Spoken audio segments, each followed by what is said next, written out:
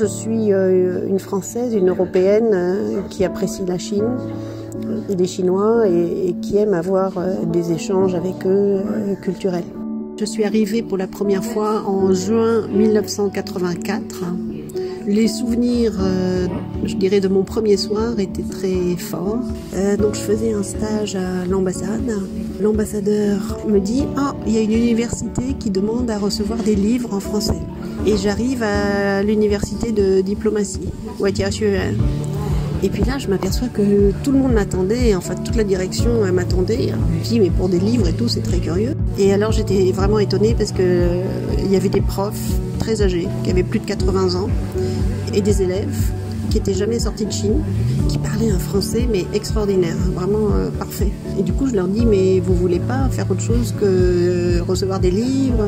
Vous ne seriez pas intéressés par des échanges d'étudiants, des échanges de profs?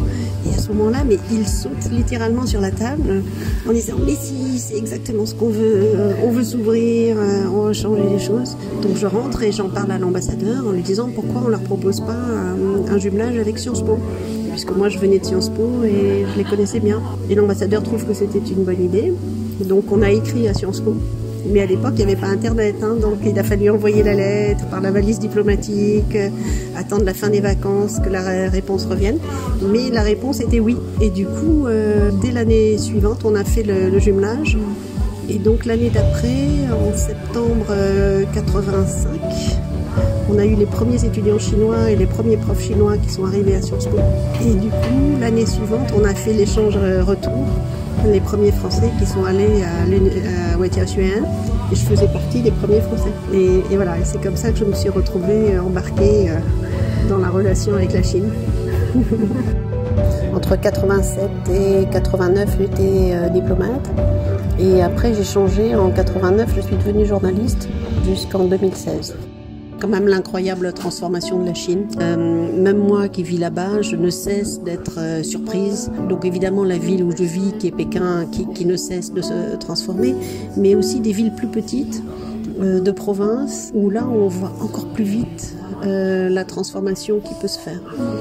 Et vraiment d'une année sur l'autre, ou même en l'espace de 6 mois, je suis toujours sidérée par la rapidité du changement. La dimension qui me touche le plus aujourd'hui, c'est sans doute comment la Chine est devenue verte, dans le sens de l'économie verte, en l'espace de très peu de temps. Et puis sur les valeurs, tout dépend de ce que vous entendez par valeur. S'il s'agit des valeurs humaines, familiales, amicales, je pense qu'on est très proches. Je suis même toujours frappée, puisque j'ai la chance d'être intégrée dans une famille chinoise par mon mari.